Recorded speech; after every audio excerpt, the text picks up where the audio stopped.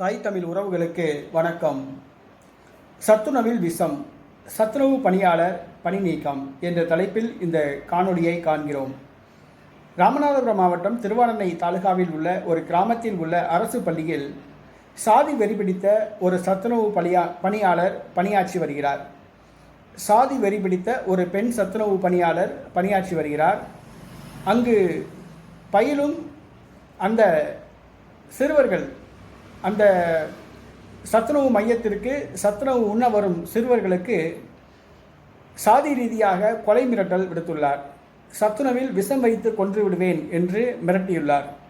தொடர்ந்து அவர் சாதி ரீதியாக மாணவர்களை அசிங்கமாக பேசி வந்தார், துன்புறுத்தி வந்தார்.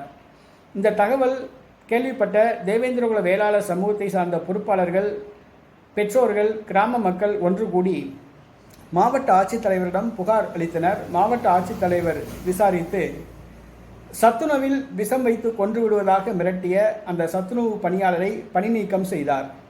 அந்த ராமநாதபுரம் மாவட்ட ஆட்சித்தலைவருக்கு நன்றியினை தெரிவித்துக் கொள்கிறோம். ஒரு சத்துணவு மையத்தில் பணியாற்றுகிற ஒரு சத்துணவு பணியாளருடைய சாதி வெறி எந்த அளவுக்கு உச்சத்தில் இருக்கிறது பாருங்க. சின்ன பிள்ளைங்க, 1 வயசு 2 வயசு 3 வயசு பிள்ளைங்க சத்துணவில் விஷம் வச்சு கொன்றுவேன் அப்படின்னு சொல்லி அந்த மிரட்டுறாங்க. சத்துணவு படிக்க வந்த அந்த தாழ்த்தப்பட்ட தேவேந்திரகுல வேளாளர் சமூகத்தை சார்ந்த சிறுவர் சிறுமிகளை சத்துணவில் விஷம் வச்சு கொன்றுவேன் அப்படின்னு மிரட்டுறாங்கன்னா இன்றைக்கி ராமநாதபுரம் மாவட்டத்தில் தீண்டாமை எந்த அளவுக்கு தலைவிரித்தாடிட்டுன்னு பாருங்கள்.